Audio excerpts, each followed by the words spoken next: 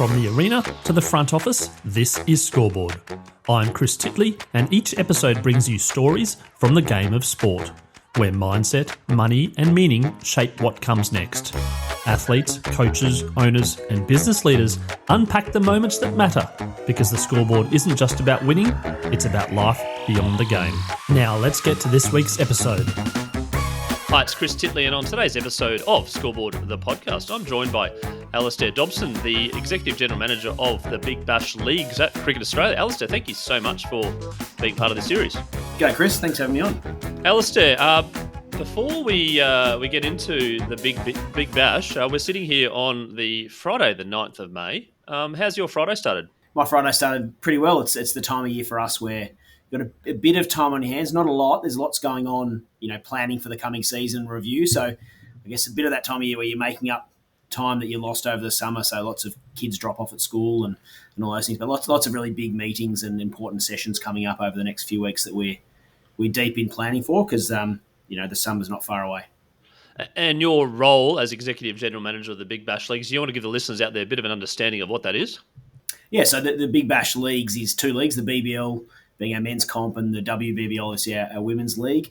My role is managing and administrating and growing and planning around both those competitions. So from on the field, player contracting, recruiting, supporting our clubs, right through to off field around selling tickets and growing the popularity and putting on great events that we've been doing so well for 15 years now. So it's a really exciting job. I reckon it's one of the best jobs in Australian sport. Everyone loves the Big Bash. It always puts a smile on people's faces, and to be involved in something like that is pretty cool. And you've been at Cricket Australia for sort of roughly circa 4 years or so, but prior to that, you're with another iconic game in Australia, the AFL. Can you talk about your background and what led you to cricket? Yeah, I think my background, if you like, has always been in leagues and clubs as a rule. So certainly a career in sport, but not a lot of expertise on the field or in sort of ownership and those sort of things. Very much so more in working for clubs and leagues. So I started my career at the Melbourne Footy Club, and then 14 odd years at the AFL in a whole range of roles there, primarily on sort of a commercial and strategy side, and then now actually a bit over 5 years now at Cricket Australia in this role. So all through that has been, I guess, a role attached to how do we grow clubs on the field, grow clubs off the field, but also create ecosystems, if you like, where everyone can thrive and be successful. And Alistair, going back to when you were appointed, can you look back now and go, what was the league like then and where the league is now, and sort of give an understanding of where things have changed and how they've changed?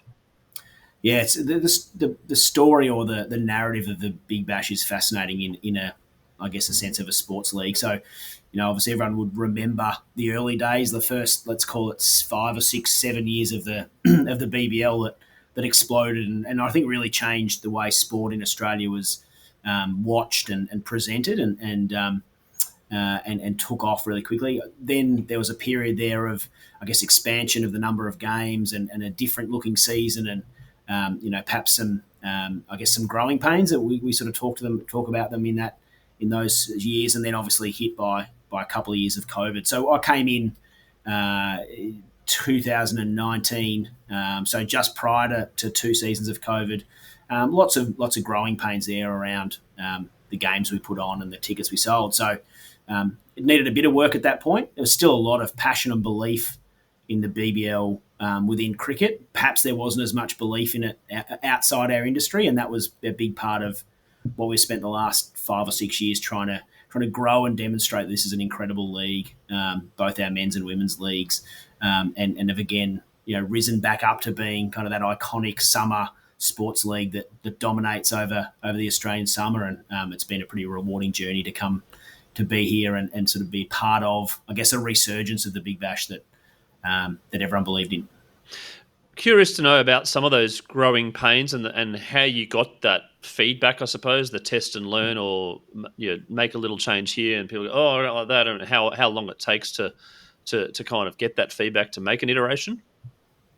Yeah, I think the feedback, and particularly in something as popular and public and I guess front of mind like cricket, you don't have to look too far to get feedback, and whether that's from fans or players, in our broadcast partners, sponsors, it's everyone's watching and everyone has a view, which is awesome. The passion behind it. So the feedback was pretty consistent in the sense that the number of games we played and the I guess the opportunity to continue to put on an innovative, exciting, entertaining proposition for kids and families over summer was probably had lost a bit of its razor sharp edge that it had in the first 6 or 7 years, and that's natural in as any product matures. There's certainly no great mistake made there. It was just the natural growing pains, as I said. So the feedback came as raw as crowd numbers, and then behind the scenes in terms of conversations we're having with all our stakeholders, players, clubs,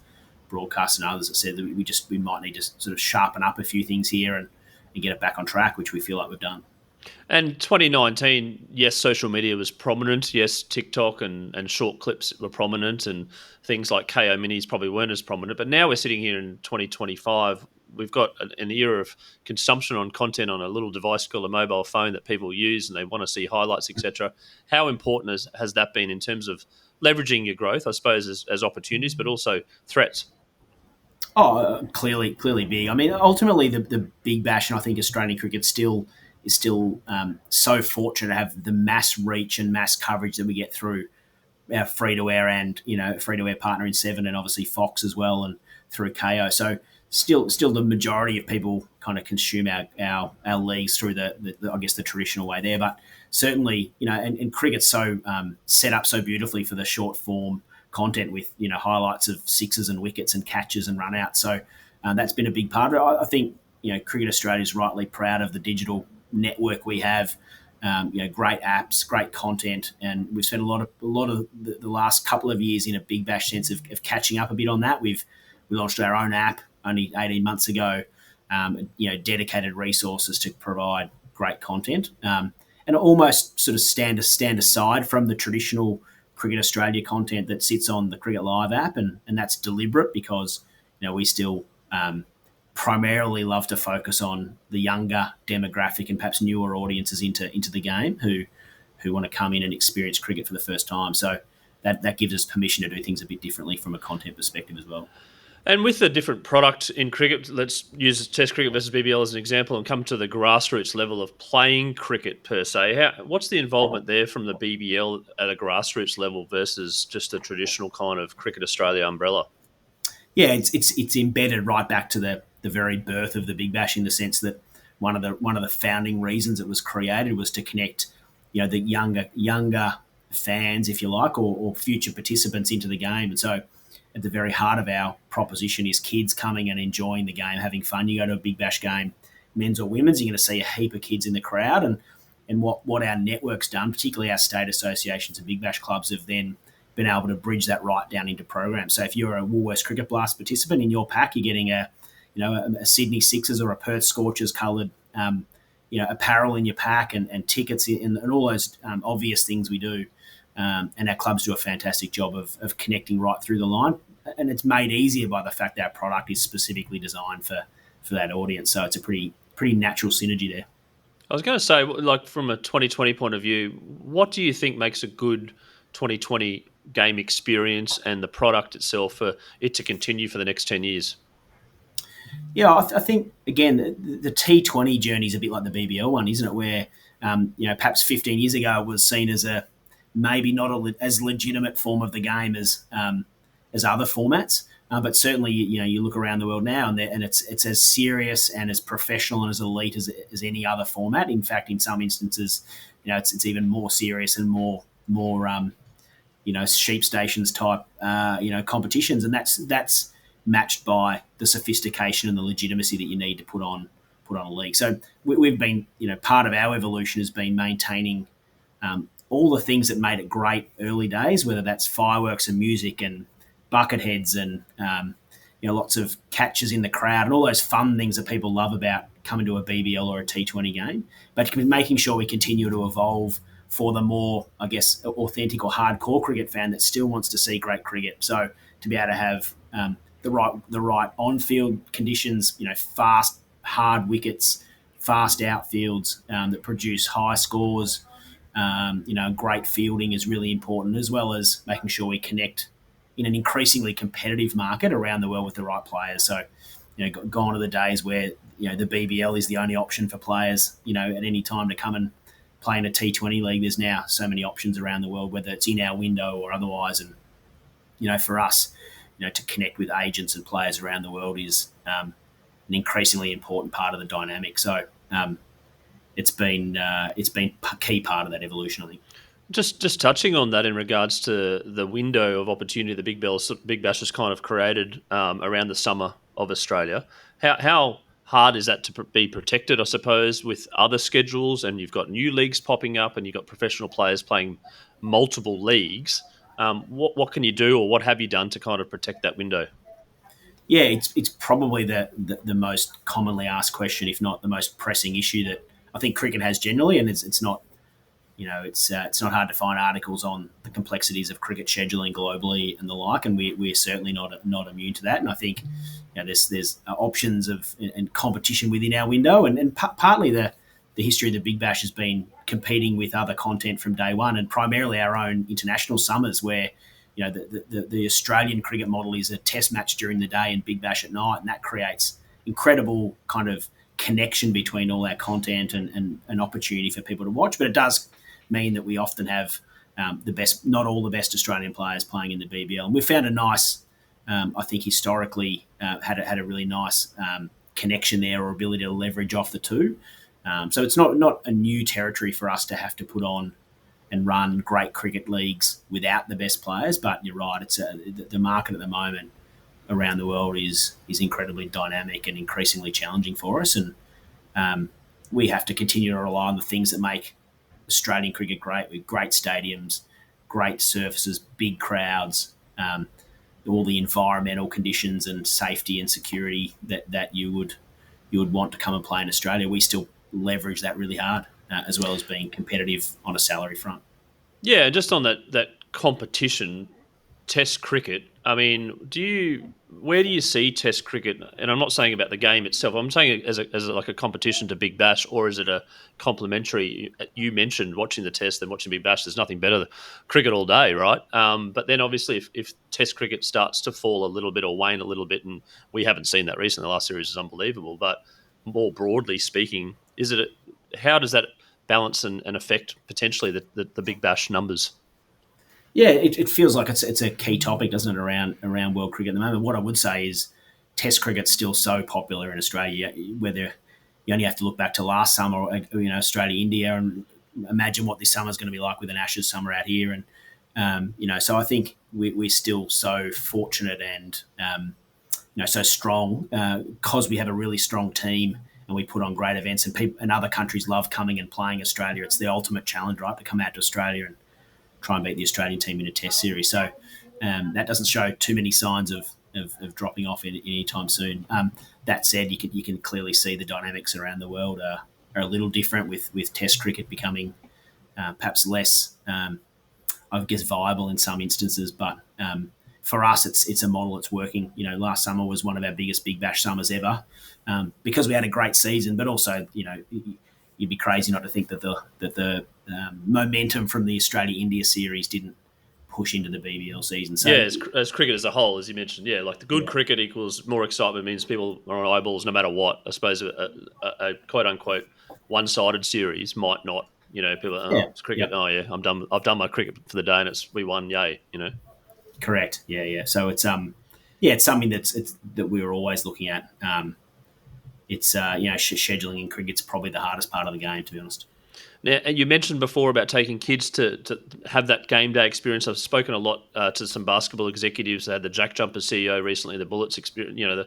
The basketball game day experience is lights, music, action continuing. What are you doing at a game day experience, I suppose, and what are clubs doing that they're experimenting? Can they come and say, we want to do this? And you're like, oh, not a bad idea, but, etc. How much freedom do each club get on their game day experience?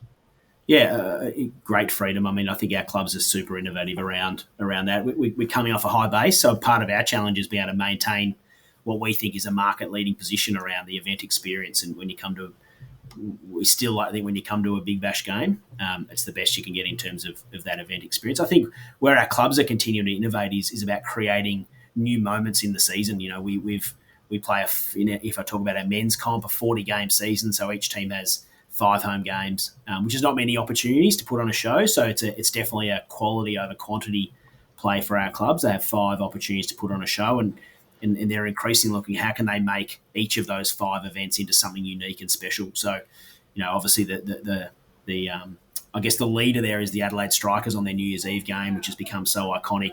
The way the Melbourne Stars are continuing to build their derby game at the MCG against the Renegades. So the innovation is coming as much around creating, unique moments or unique themes and opportunities around each of their 5 home games, while trying to maintain that, such a high base level of great fireworks, great music, really strong integration into the game, and clearly underpinned by great T20 cricket, which is still, high scores and close games is kind of how we measure the on-field product as well. Yeah, the close games is an interesting one because in 2020 there is a possibility it cannot be a close game, and people have witnessed games where the teams get rolled for 60 and the other team gets them in 4 overs, etc.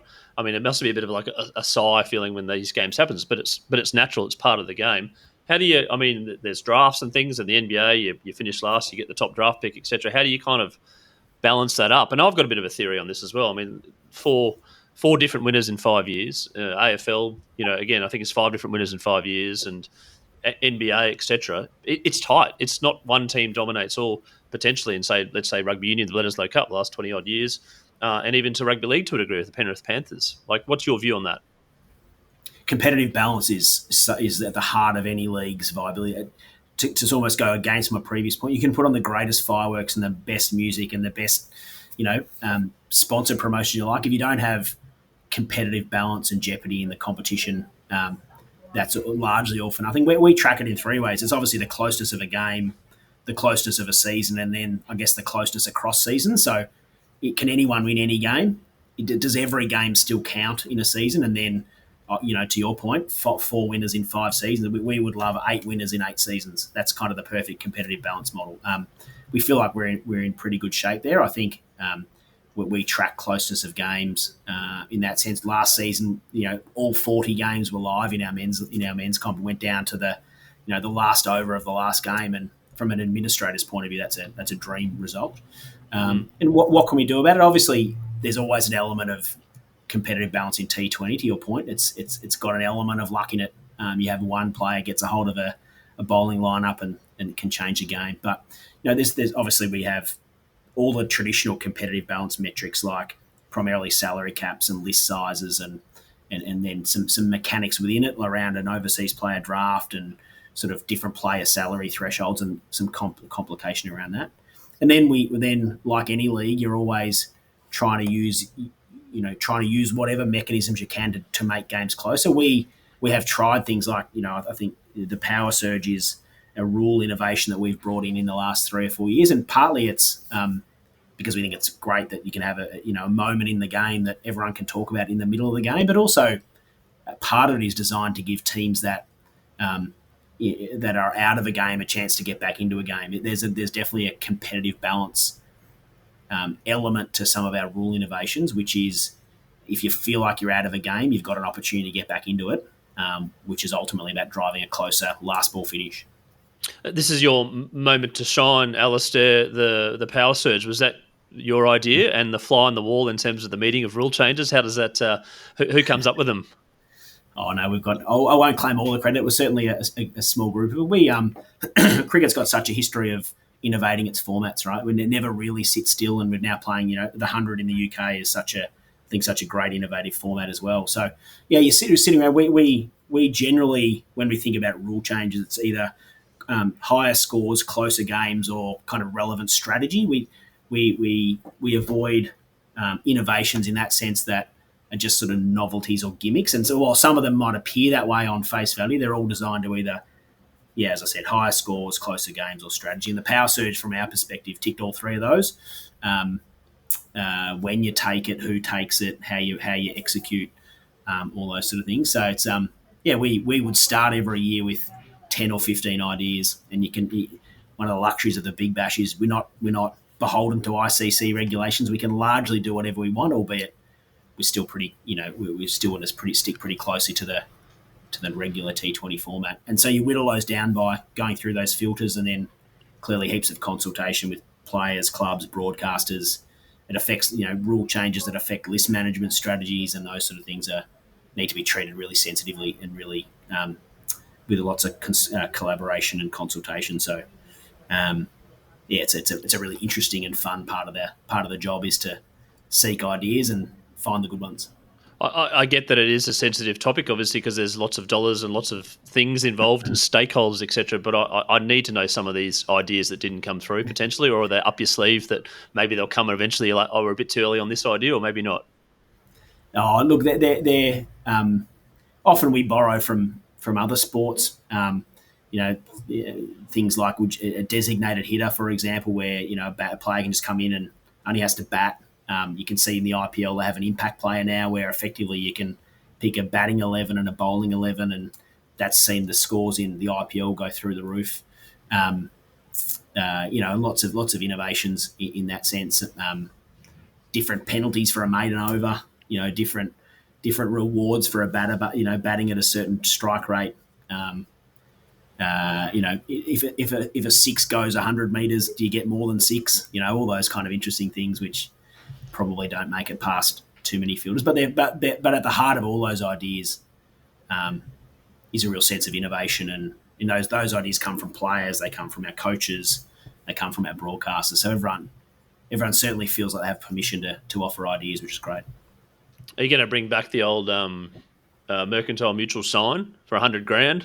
The Steve Waugh hit it, and I think it was Shane Lee maybe hit it as well back in the day. It's amazing how often I get asked that question. The answer is there's definitely merit in it. It's if we could find a way to get that done without taking too many seats out,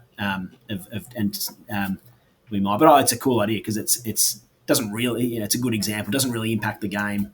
It's a great way for fans to connect and have a bit of fun, and it would create some interesting moments. Yeah, no, for sure. I'm also curious, I suppose, looking at other sports, and you mentioned looking at other sports and other leagues. How much of your time is looking at that and going, actually, that's not the worst idea?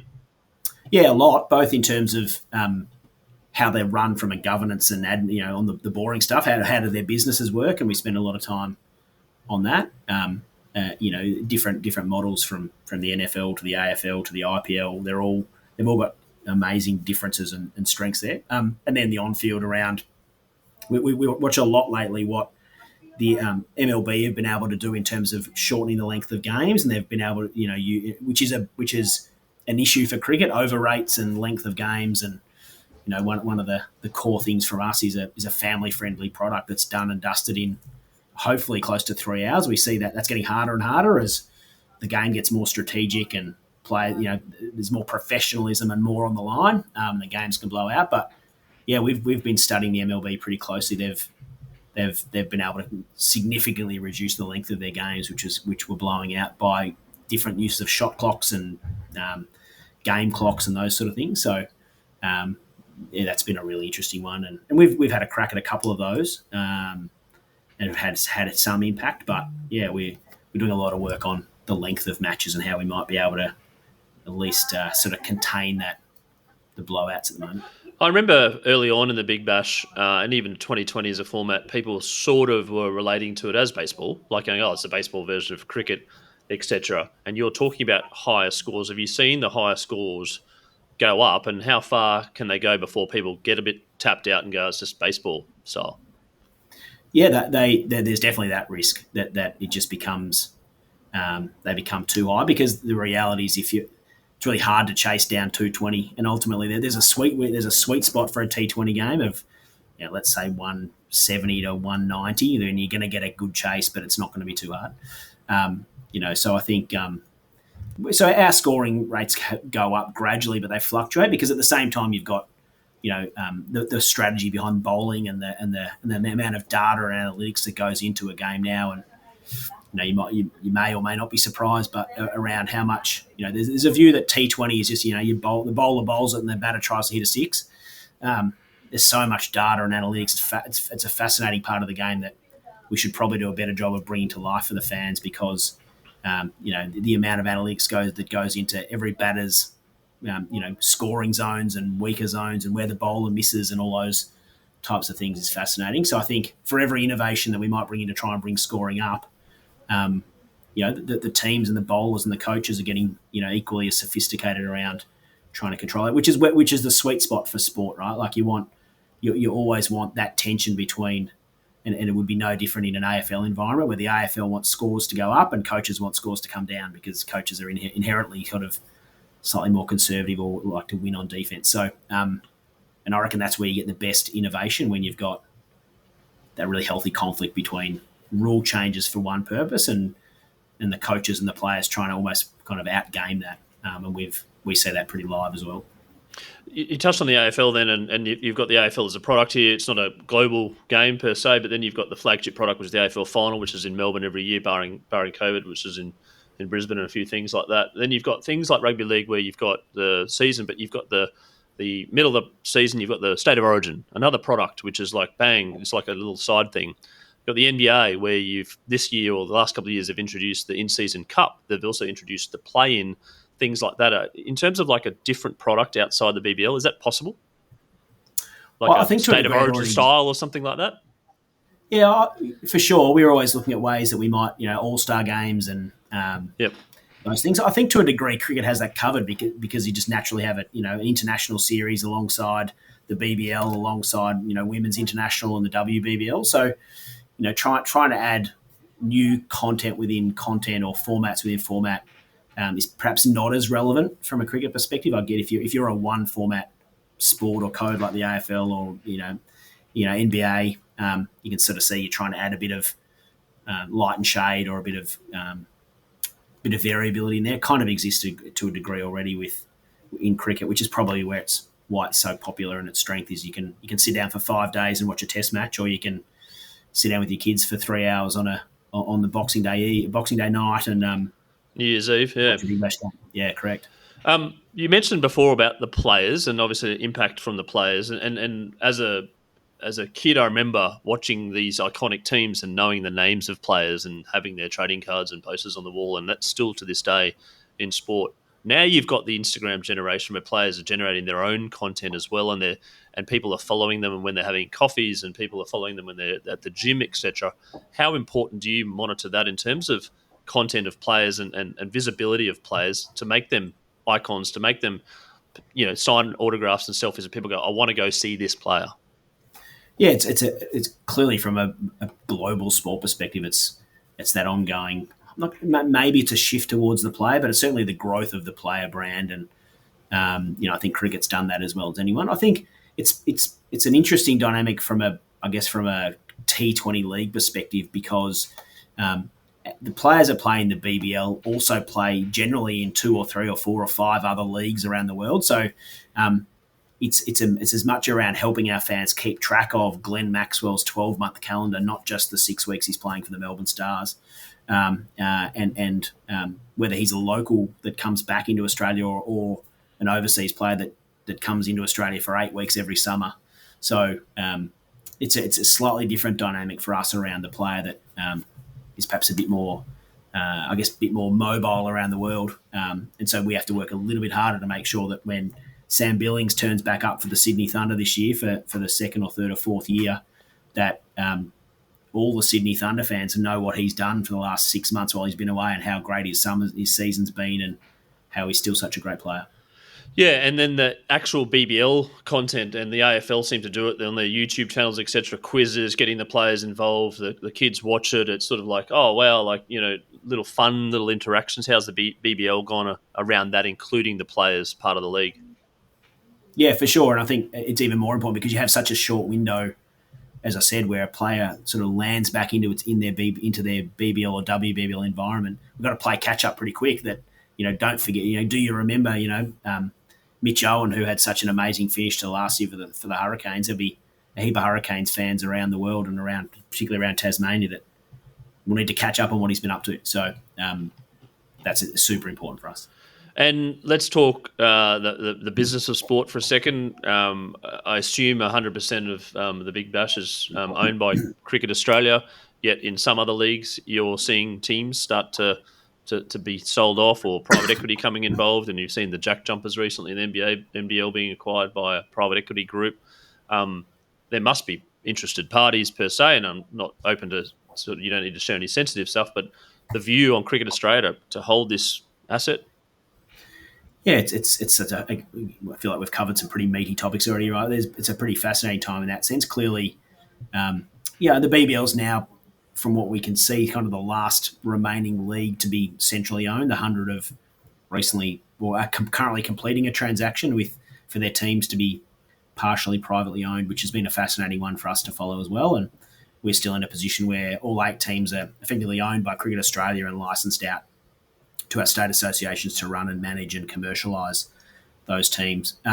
Feels like the market's pretty hot. There's lots of big numbers thrown around, whether it's for cricket or other sports in the UK or in the US or in other markets. It's one of those ones where it comes up regularly from day one, even before the BBL. You don't have to dig too far to find articles from the very start of the Big Bash when it was discussed around whether a team or two or all the teams should include private investment. So it's not like it's something that we've never thought of and continue to look at. And for us, it's just about understanding we're in a really strong position. We have a profitable league that is really popular, has a huge fan base, delivers big crowds and huge TV audiences. So it's not you're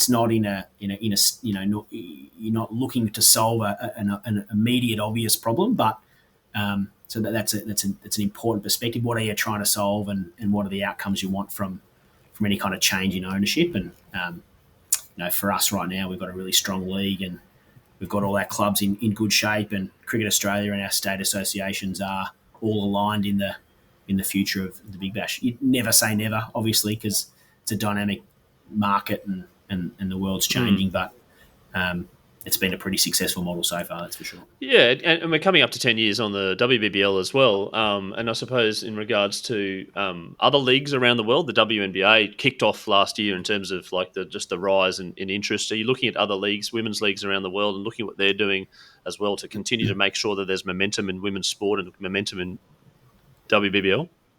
Yeah, there's lots of stuff happening there. I mean, the WBBL was at the forefront. It was the global leader, still is to a large degree from a World Women's Cricket League perspective. The WPL in India is become really big really quickly, and the Women's 100 is a great league as well. So they're the big three, leagues so we learn a lot from them, how they've been able to bring fans in and commercialise and have different models that we can learn from a cricket perspective. And then, there's been lots of really interesting case studies globally around primarily on the commercialisation of women's teams and leagues. And I think, we've got a big fan base. We've got big TV numbers for WBBL and lots of passionate fans. What we're continuing to have to look for and find ways to do, and I think it's true of most, if not all professional women's leagues around the world, is trying to convert that into a commercial engine, if you like. There's some really,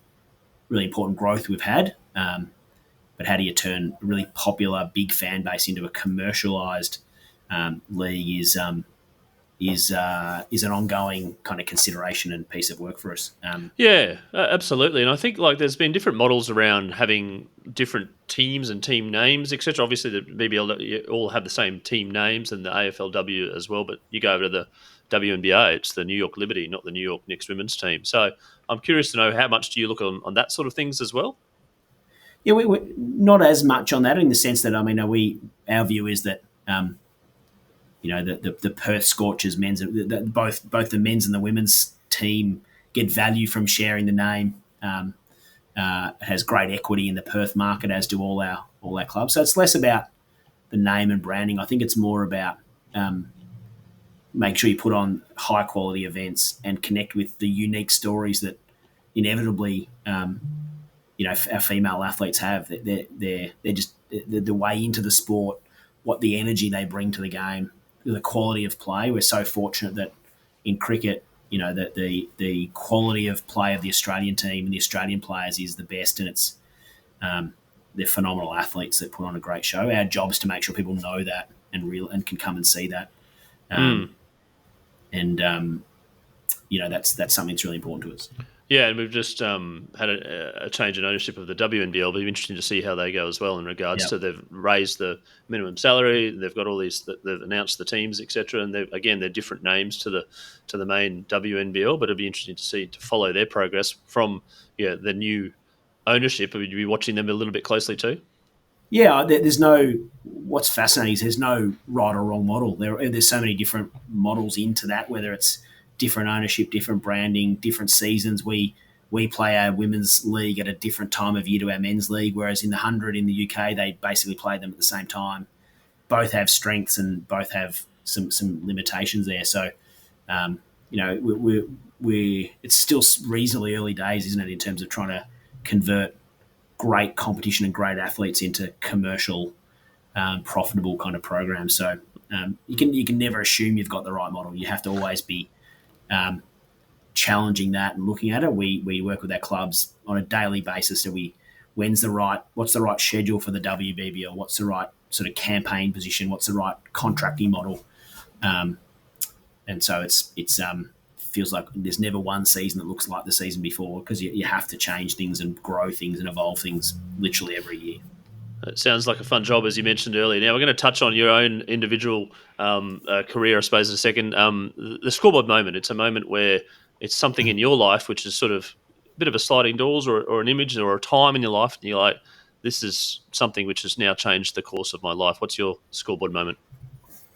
Yeah, I think you can assume that you're always going to put your kids and those things right at the top. If you take that as a given, I think on a personal level, with an aspiration to get into sport, walking into the Melbourne Footy Club, that is the team I followed and was my, you'd always dream there, and to be able to, the day that I got offered a job there after, I guess it was 2 or 3 months of work experience and volunteering and all those things, you kind of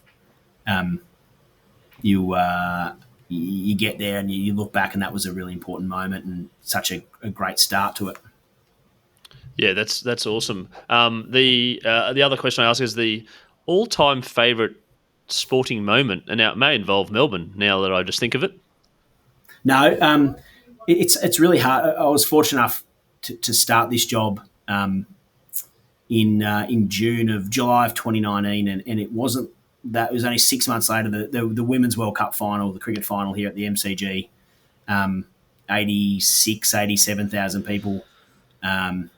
Before lockdown, February 2020, wasn't it? I think it was. Yeah, I reckon it was the first. The next day, I reckon there was a case that was kind of discovered in the what is now the Shane Warne stand the next day, and I was like, oh, this is getting a bit close to home. But it'd be hard to go past that. That's and what that represented, not just for Australian cricket, but for the opportunity for our best female athletes to play in front of those crowds. We've been aspiring to kind of get back there ever since, and COVID came at a really unfortunate time, clearly on every level, but in the context of the momentum that event had for women's cricket was really big. So to sit there and see that, sat there with my daughter, who was a young aspiring cricketer at the time, and to be able to watch that with her and be part of that, and then go down on the field and for a Katy Perry concert afterwards with her was pretty cool as well. So hard to go past that one, Chris. Hard to go past that one, and we had previously the Matildas, which is awesome as well. There's been so many good sporting moments from a women's point of view recently as well. Now, I'm going to chuck in a new thing today. It's the 9th of May. It's a Friday. I'm feeling a little bit funky. So this is a thing called the Scoreboard Scramble, and I'm going to give you 10 seconds to get as many points as possible, and the maximum number of points you can get is 8. Right. Okay. And what you're going to have to do is you're going to have to say a name backwards, and there's 8 letters in that name. So I'm going to give you 10 seconds, and the name that you have to spell backwards is Ash Barty. Time starts now. Crumbs. YTRABHSA. Oh, time's up. I reckon I'm going to give it to you. I reckon you nailed it. Huh? Gee, you did warn me about the scramble, but you didn't tell me that's what it was going to be. I reckon we'll have to go back to the cameras on that one. The third umpire. Go. Yeah, we can call for a review. I One. reckon might be umpire's call, and I reckon I got it. I reckon you got umpire's call might have been umpire's. I'm going to give you the umpire's call because the answer 8 letters, and I've got it in front of me because I'm like no I can't do it in my head, and you just that BHSA right at the end, hey. And speaking of all time sporting moments, Ash Barty, it was Mel Jones's moment at Wimbledon as well, which is an unbelievable moment of her winning Wimbledon.